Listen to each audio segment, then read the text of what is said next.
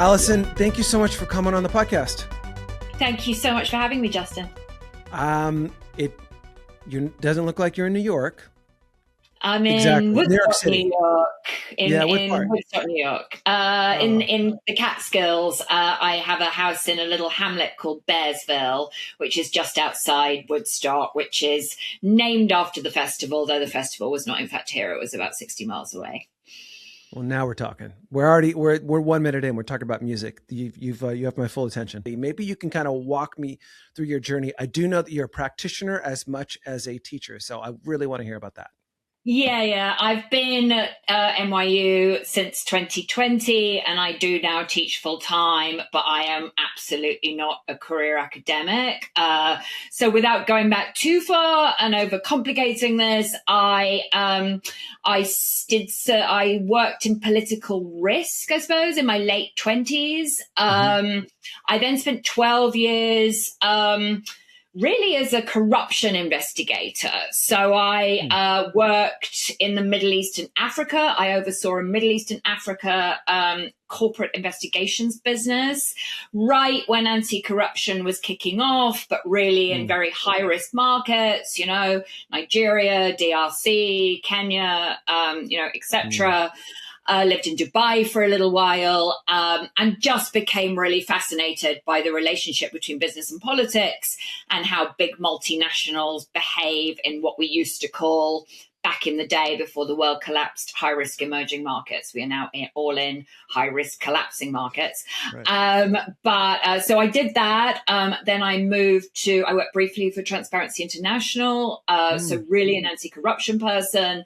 Then I moved to New York. I ran the same business, same company, but for the Americas. So that was more Brazil, Colombia, Mexico, that kind of thing. Yeah. And one thing I think you discover when you are an investigator is that the facts actually don't matter nearly as much as the leadership and culture and how the business responds to the facts. So got very, very used to getting yelled at by bankers who wanted to do the deal anyway, got very used to seeing senior people find someone to blame and dump and fire for some broader ethical violation.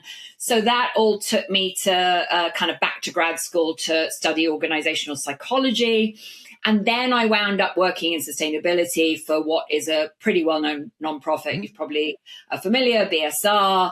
Yep. And I found that wild because I'd been working with kind of lawyers and general counsels and compliance officers and bankers on this kind of hard law risk stuff. And I thought moving into sustainability would be kind of better and help me answer questions. And I just thought it was wild that all the human rights people and the climate people seem to live in a completely different world with completely different jargon, completely different theories of change, no real relationship with the kind of hard law aspect. And I just thought that was weird. Like, I still think it's weird that businesses respond to these problems with two very different frames and worldviews that don't really hang together. Why are they doing that? And what's the purpose? And I've been kind of trying to unpack those questions ever since. And so supply chain is obviously super interesting in this context because it sits at the intersection now of the voluntary and the regulated. And it doesn't necessarily sit squarely in either sustainability or ethics and compliance. And it's got, of course, this massive kind of social and environmental dimension as well. So it's a good example of the kind of very multifaceted problem, also clearly a big political risk problem as well, that I really love. So I like complicated problems with no easy answers, I suppose. Clearly. Tell me a little bit how your work and your journey thus far. How do you gin up bringing aligned incentives between two very disparate parties, whether it's supply chain and sustainability or risk management and M&A? It sounds like you've been at the intersection of that. Yeah, I mean, certainly incentives are a part of the problem. What behavior are we rewarding? What kind of people are we valuing and promoting? What ideas are in the frame or out of the frame? I kind of think the psychology of not just incentives, but human psychology is almost more salient. what questions aren't put on the table? How do we frame the problem that kind of takes a lot of things off the table? There are all sorts of kind of questions around this in terms of oversight. You know, I have a perception, and you can certainly challenge this, that a lot of people that work in supply chain are human rights lawyers, and they believe very, very strongly in these ideas. They have a certain sort of idea of purity and perfection that may not align with the way a risk manager or someone that's got commercial imperatives and incentives thinks. And so there are a lot of kind of questions, I suppose, about how much we compromise in order to move forward practically, and when that starts to tip into collusion and complicity with enabling what the business wants to do anyway. So certainly a question of incentives. I think just as much a question of frame and who has power and who has voice in the room, and what problems don't get raised in the room. Yeah. We find that a lot in the space we're in. A lot of what the listeners of this show find themselves having to develop over the course of their career, better and better soft diplomacy skills, because a lot of the work that they do is advisory, right? They're not necessarily in control of the supply chain. They advise on the supply chain, and they, to your point, human rights or sustainability, they're going to see things they can't unsee in the supply chain that the company's or the firm's business is going to support. And so there are trade-offs and incentives. But you talked a little bit earlier about jargon and that kind of, I'm a big, I believe words make worlds. And I believe sometimes we're quite reckless with the terms that we use. And, we've been in a war of words in this space for a long time, whether it's ethical or sustainable. And these seem like open-ended destinations that no one can quite get to. And we use our own in this podcast. It's called responsible. What the hell does that mean? I mean, but if you had to describe to someone what a responsible supply chain practice looks like, how would you describe that in practice? I think, to kind of pick up on your last question about incentives, right? I think one of the problems with good supply chain oversight is that a lot of the problems in supply chains are out of reach or out of direct leverage. And then layered on top of that, a lot of them are low likelihood, high impact. So we all know horrible human rights violations or environmental violations emerge. Certain industries, certain sectors, certain commodities get on the hook. There's collective action. That problem gets solved.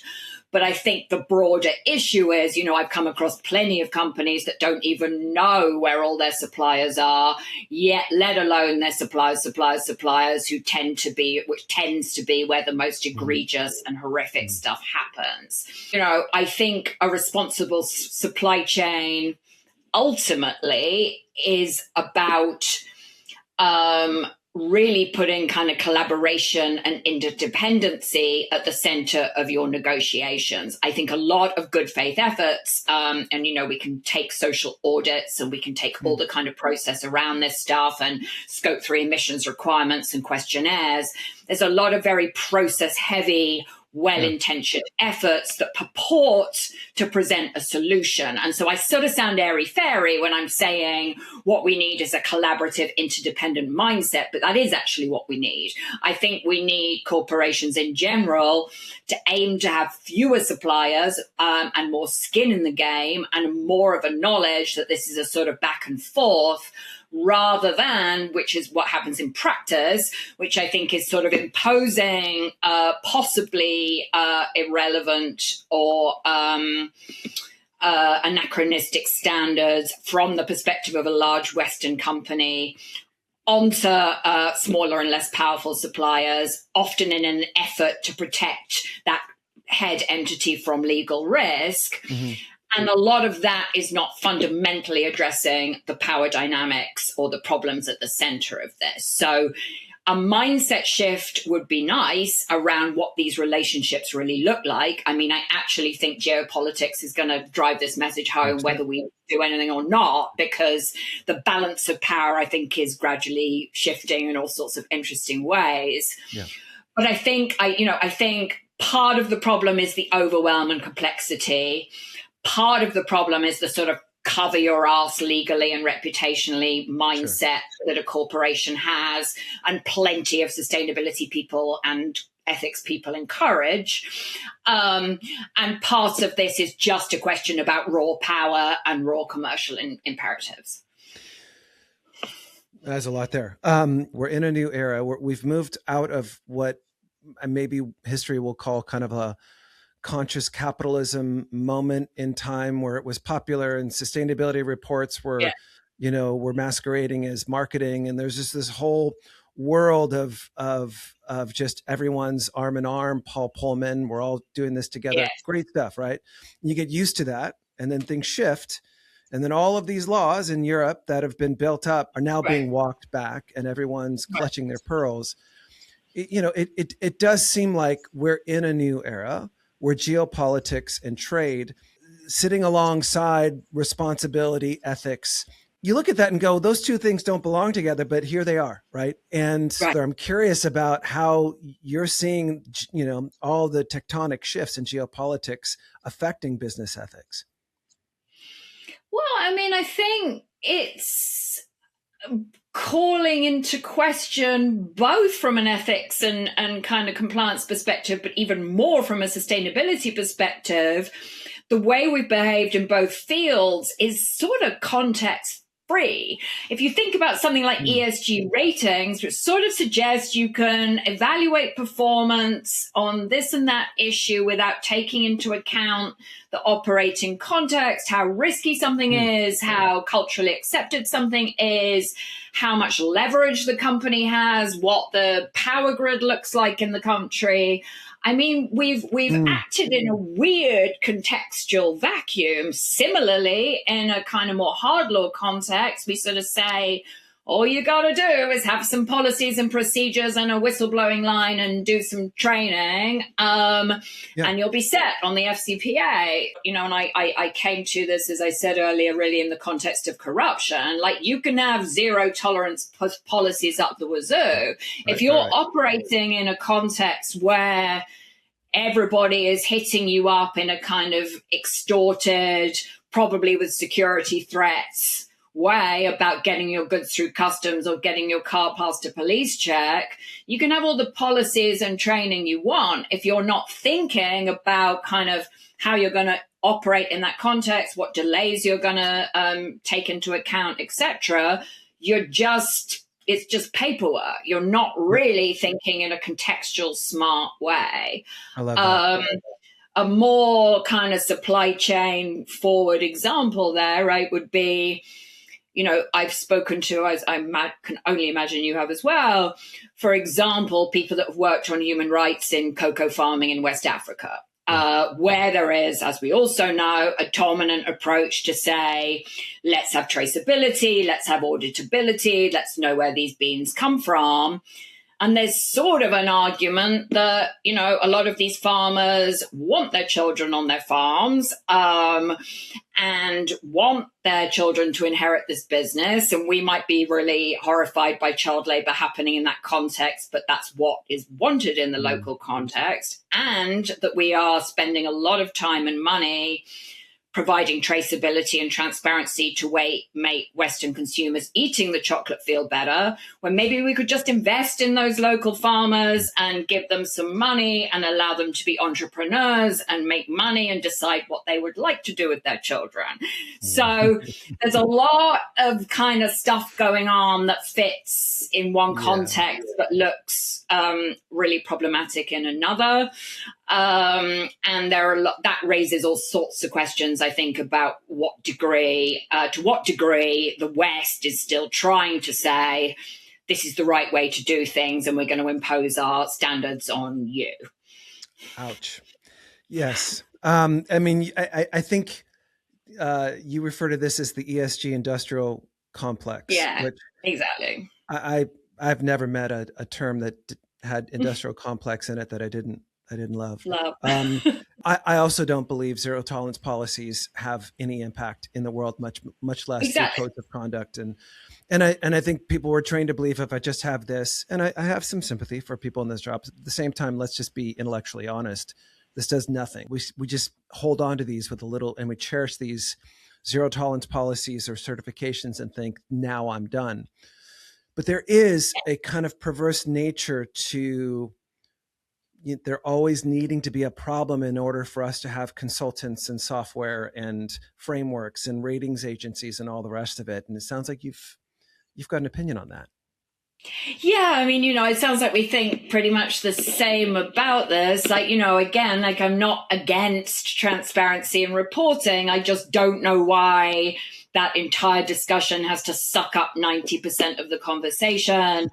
I've been kind of talking a lot about this recently. I'm always on sustainability panels where everyone's like, ha, ha, ha, the alphabet soup. And I'm kind of like, it's not funny, guys. You're just sort of, you look self-serving and like you're just creating jobs for yourself to make yourself feel better. And what are we really achieving? We just argue endlessly about what disclosures should be required. I think we've alienated at least some proportion of the American public on all of this. Mm-hmm. I don't know why we can't be straightforward. I don't know how we have to use all this jargon. And I get exhausted, particularly in the supply chain context, by every time I post about this topic, some bunch of idiots will pop up with a software solution that they just think everyone should buy and that'll sort everything out. And so whatever that quote is about there's always a solution that's simple and wonderful and wrong is kind of how I feel. So, yeah, I mean, it's not getting us where we need to get to. A bit of it is probably fine. But I think at this point in 2026, we've got to pause. And the other thing I would kind of say about this is I think a lot of people in sustainability at the moment feel very besieged for very obvious reasons. I see a lot of, we just got to double down and keep going through this thing and the pendulum will swing back. And I think people get irritated with me being like, well, here are all the things I got to criticize about you, because it's kind of the last thing you want to hear right now. But I think unless we look at how we've proceeded and some of our theories have changed and the assumptions we've made and acknowledge they've been flat wrong, we're not going to come up with anything better and more innovative and more convincing. So it is a tough time for lots of things, not least sustainability, but it is also an opportunity, I think, to say, what are some of the ways in which we might have inadvertently encouraged the kind of backlash that we see today? And what might we learn from where we lost control of the narrative and try to come up with something a little bit more to the point that is more about what people care about and is a little bit more ethically defensible? Yeah, kind of like what the Democrats need to do right now. But so many parallels. So many. But you do have to kill your darlings. We talk about this all the time. Like you gotta kill the things that aren't working and remember why you're doing it and use the adversity as a way to make you better. And if you're using adversity to make you a victim, you're done. You're cooked. Exactly. I just don't believe in that. And I am one of those idiots who created a software solution. But the point, and we always say this with our software, is like, it's like a gym. It doesn't work if you just look at it. Like, exactly. You do have to use it. Somewhere there was some dissonance in your journey. I think it was back when you were Transparency International, whatever, you're kind of having this like moment where you're trying to pull these things together that led you to start studying organizational psychology, which is super interesting to me. I want to know why, if there was like some little like, sand in the oyster that made you, jump into that. And then also why you think that is so important when it comes to ethics in business. I mean, the first reason was I spent so much time kind of investigating things and writing these reports in good faith and thinking, because everybody told me that people wanted the information and the diligence and to make decisions. I spent, for example, about a year. Do you remember that toxic waste spill by Trafigura in Cote d'Ivoire in 2006? Mm-hmm. Spent a year investigating that. It was horrific. Wow. Trafigura dumped all this toxic waste in Abidjan and injured 30,000 people. Mm. And I kind of traced that ship, and I looked at it, and I looked at who was to blame, and I thought something would be done. And then it was just kind of like, okay. And so I started asking questions about what I was doing and why I was doing it and what the underlying purpose was of all this work. I was running a business and making money, and that was great, but I couldn't really justify it on the basis of having positive change or having any positive effect. So I started to ask all these questions about why some companies I work with would take this seriously and do something differently, and other companies would not. So that brought me into asking questions about leadership and culture and what's said in rooms and what's not said in rooms, and questions about power. And I think the other thing that happened was in my own career, I got very, very senior in this investigations firm that was very male dominated, like ex-military spy kind of guys. And I thought I was fine. Like, I was running a really successful business. I got really senior, and then I hit some wall where I couldn't get anything done. And so it was also about my own career and how corporations run, who gets rewarded, who doesn't, what kind of behavior gets rewarded. So it was those two kind of imperatives caused me to want to study kind of how human beings behave in groups, a lot of which is about what is not said, and the roles people are taking in rooms, and the way that various problems are framed. And it transformed the way I think. Like, I still will sit in a meeting that might otherwise be boring and be like, what's everyone doing in here, and what position are they really taking, and what are people thinking that they're not saying? And so that has really, really informed a lot of how I approach these problems. And then when I moved into sustainability, I just found it super fascinating. The way no one kind of talked much about the fact that the sustainability team didn't have a consistent job description or reporting line, often didn't have any power, often didn't have any budget, was sort of put out there to tell some sunny story about what the corporation was doing. And I was just kind of like, what's the purpose of this, really? Why does this role exist? And so trying to kind of give a bit more credibility and thought to how we might center some of these ideas in real corporations, and the way in which that was being resisted by questions of really kind of power and incentives and decision making and information inside organizations. I think at the time, which is 10 years or so ago, it was an underexplored question. Now it's a bit more explored than it was, but there's still a lot to be asked and said about that, I think. What's still to be explored? Well, I don't think we have got an idea of what business ethics is or who is responsible for it. I mean, I think there are three separate conversations. There's a sort of maximize shareholder value, don't break the law, policies and procedures conversation. There's here's what we're doing about environmental, social impacts. Here's how we're signaling that we care about climate change or human rights or labor or inequality. And then there's a sort of employee well-being, voice, culture, who's a leader. All these questions have ethical dimensions, but they're deliberately fragmented, and we deliberately compartmentalize a lot of things. In a way, I think ultimately reinforces the status quo, or is designed to reinforce the status quo. Well, I mean, I think when you talk about ethics in business, you're really not talking about the ethics of the business. You're talking about the ethics of those that are leading the business. Is that fair to say? Yeah, I think that's right. And I think, I think it is being overly framed in the media and in a lot of commentary right now as a sort of modern morality play, but watching how Anthropic is handling this Pentagon discussion versus OpenAI, does show that, at least Modi is thinking in quite strategic, thoughtful terms about how he's going to position himself as an unusual AI firm and gain long-term advantage from that. And so that's one person, I think, that does get how important the signaling is to the public right now. But I'm more astonished by the rest of Silicon Valley and how clueless they seem to be about this. Right. So that's a really interesting use case, because it's got lots of data behind it of a clear action, uh, um, foregoing growth for the sake of at least what it looks like in paper, and is that it look like Yeah, foregoing growth for the sake of values, and that has and we saw an uptick in their downloads, and it seems like the exactly. market worked out. But what it wasn't is someone putting out a statement on the backside of negative press to try to prove that we're good. It was Right. and I think we're this way with human beings when it comes to trusting someone. We don't want someone to explain why they're good. We want to No, just feel it and know it so that we right. can trust them. So maybe talk a little bit about ethics and authenticity as opposed to ethics as a press release. Yeah, I mean, it's a great question.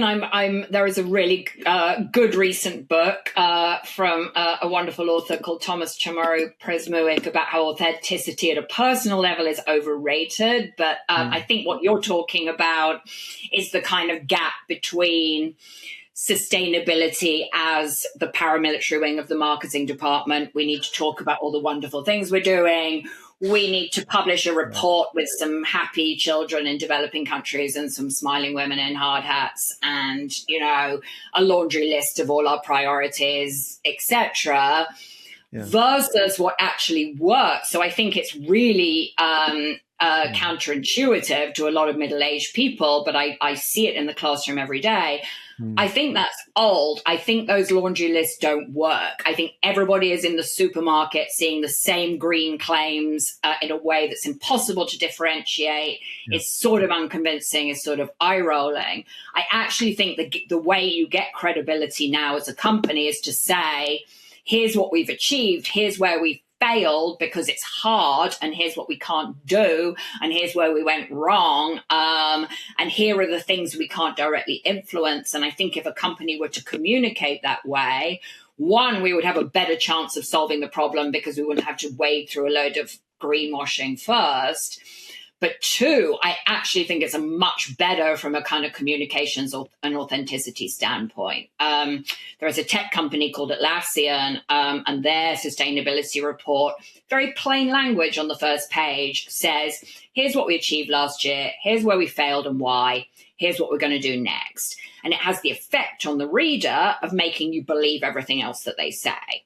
So I think a lot of conventional wisdom about how you frame and communicate and think about these efforts, which is also to do with legal risk. If you admit any imperfection, someone's going to come and sue you for something. But a lot of that really, really needs to shift. I think we've lost younger generations. They don't believe you anyway. So you're just wasting more paper. That's right. That's right. Yeah.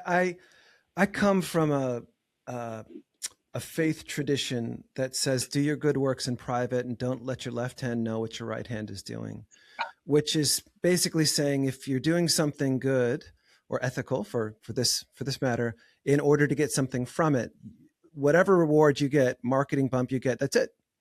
But if it is truly integrated into who you are, it will reveal itself in ways that seem a little bit more true. And I'm wondering, I want to go back to your students here, because based off of that last question and statement, is that what your students are looking for when they talk about ethics? Are they, I'm curious what they're curious about when they come to your class. Like, give me the name of one of your classes. I'm sure you teach more than one. I teach a class called Sustainability for Competitive Advantage, which is what I'm teaching at the moment. What do they want? What are they coming to learn when they walk in there?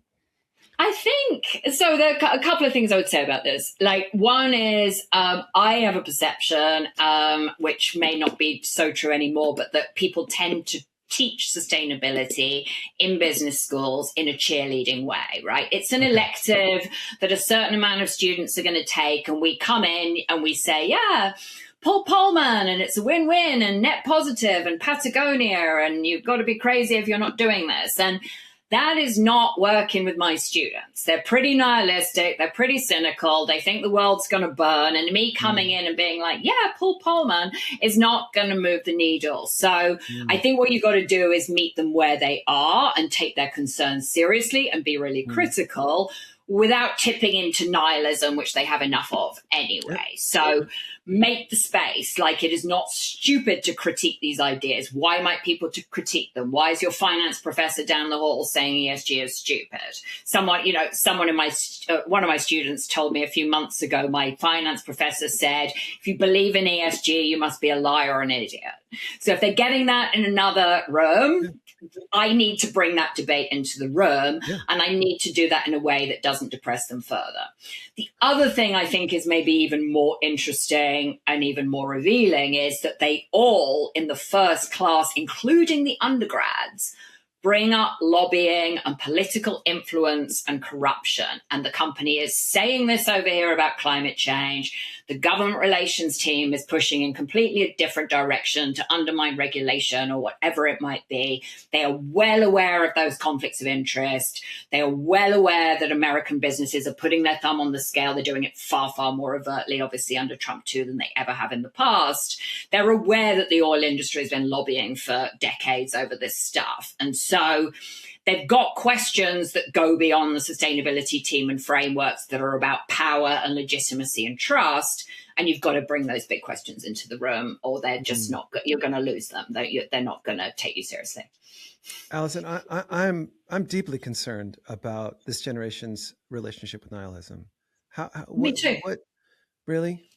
Yeah, me too. Any ideas? I'm also pretty, I don't know how old you are, I'm also pretty concerned they're not having any fun. They seem very fresh-faced. No one looks hungover in my 9:30 classes. Oh, well done. They're taking it serious. I was, can safely say, hungover in my 9:30 classes.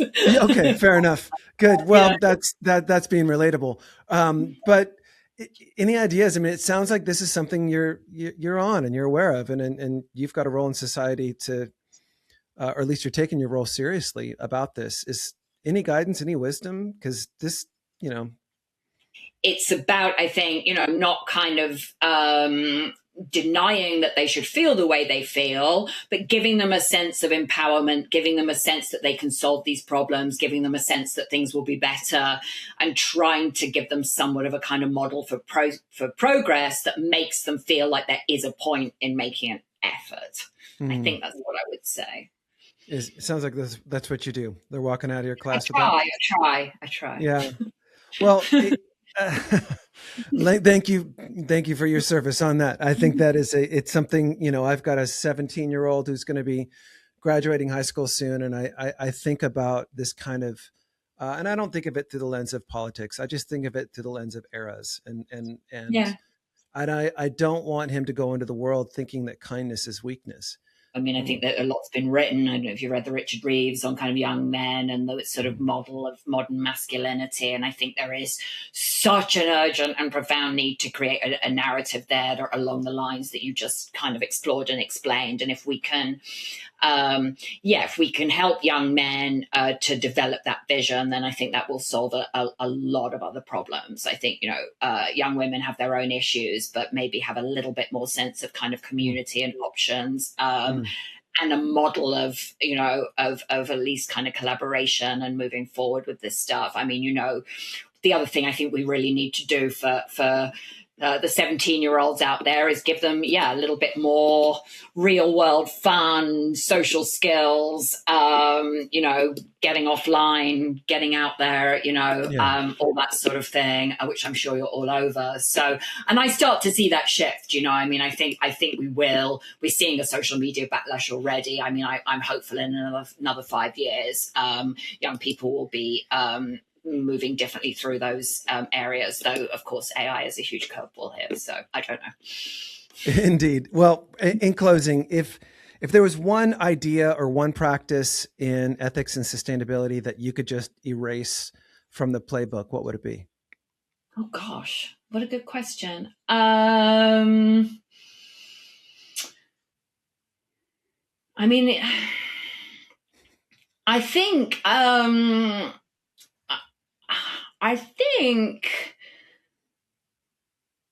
The problem is probably around not acknowledging trade-offs and imperfection, but rather pretending we've got a neat, sewn up, affordable solution for all these problems. And I think, I think a lot of the rest of it is it probably more boils down to thinking more about the political risk and more about the context in which businesses are operating. I mean, there's a lot of answers I could have given to that question. There are a lot of things that really annoy me, but this isn't about process as much as about mindset and context and moving practically forward in a way that asks questions and interrogates difficult issues rather than pretending we've got a policy or a document or an audit or a tool that can address these very, very, very profound and interesting dilemmas. So we might think of it as a conversation, a negotiation, a way to approach really profound challenges with creativity. And I think we've done a pretty good job of turning it into a mix of kind of eye-rolling PR and stultifying process. Thank you so much for what you do. I wish I could audit your class. I would be there, totally not drunk or hungover in the front row. Well, maybe I can drag you in to talk about in my supply chain sessions in the fall. I will hit you up on that. Let's talk about that. I would. I'll be there. I'll be there with bells on for sure. I'd love that. Thank you so much for coming on. You will love the students. They're so smart. They would have such good questions for you. So I'm going to hit you up on that. Let's do it. Thank you so much. Thanks for coming on. I appreciate your time.